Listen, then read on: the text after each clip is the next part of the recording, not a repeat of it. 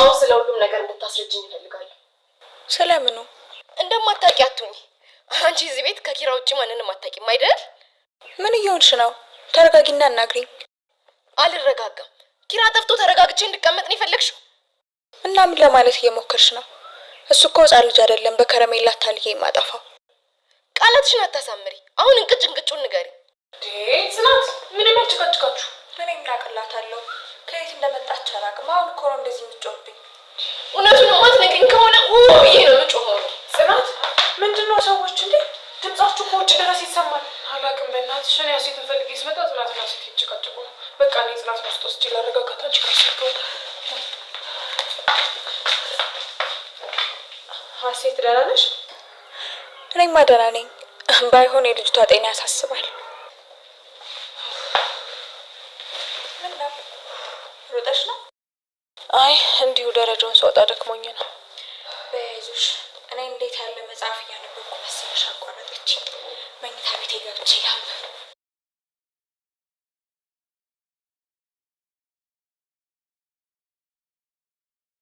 ቆይ ግን ለምንድን ነው እዚህ ቤት የሚመጡ ሰዎች ሁሉ ሁለት ማንነት ያላቸው?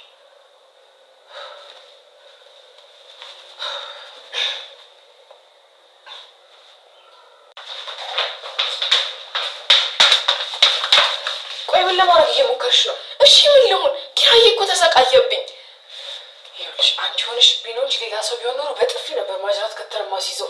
እሺ ቆይ ምን ማድረግ ነበር የነበረብኝ? ዛሬ እንግዲህ ያው ጽናት ድራማ እንዳያችሁት ነው። በጣም ተወሳስቧል። ከምር ከሚባለው በላይ ነው የተወሳሰበው። ጽናት በጣም ከሚባለው በላይ ኪራን አስደብረዋለች።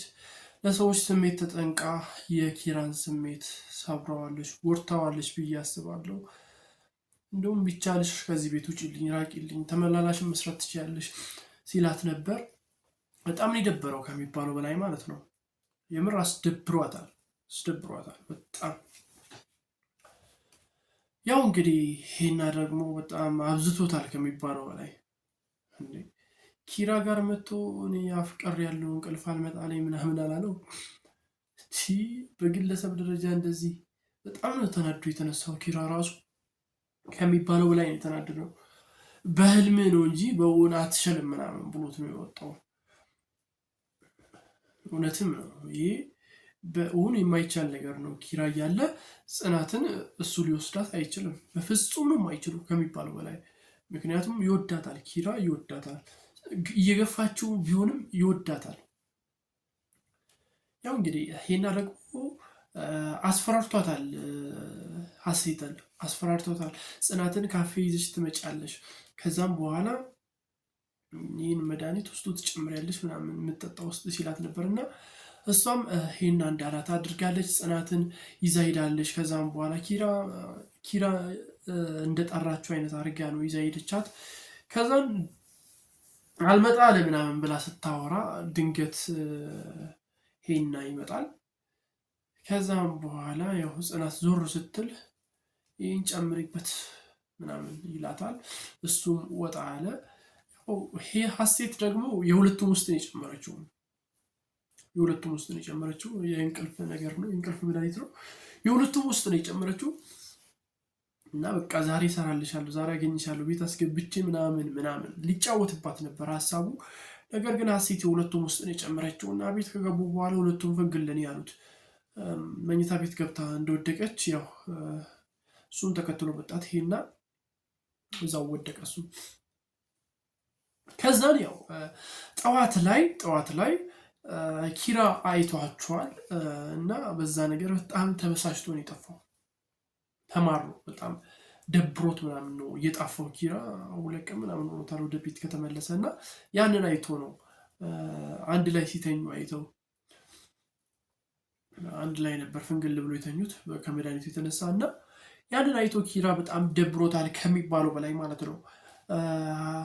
ሰኒ ደግሞ ልታወጣጣት እየሞከረች ነበር ሀሴትን። ሀሴት ከሄና ጋር ምን ግንኙነት እንዳላት ለማወቅ ምናምን እየሞከረች እየጣረች ነበር። ነገር ግን ምንም ልትነግራት አልቻለችም። በፍጹም እስካሁን ድረስ አልነገረቻትም።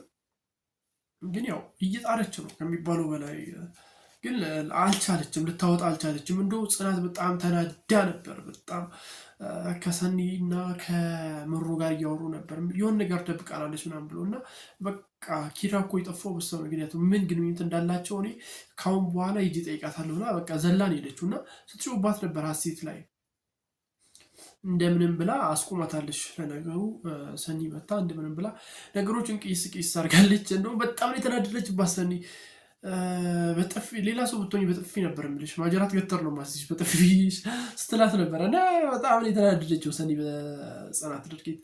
ቀስ ብለሽ ነው ነገሮችን ልታወጣጭ የሚችው እንጂ እንደዚህ አቺ ምናምን ስትላት ነበር እና በጣም ጽናት ደብሯታል ምናምን ነገር ኪራ ስለጠፋ። እስቲ ኪራ በቀጣይ ቶሎ ይመጣል። መቶስ ምን ያደርጋል? ሀሳብ አስተያየቶቻችሁን በኮሜንት መስጫ ላይ ያስቀምጡልኝ። ለቻናል አዲስ ከሆናችሁ ሰብስክራይብ በማድረግ ቪዲዮን ምክቷን ብቻ ላይ ዝንጋ ባይ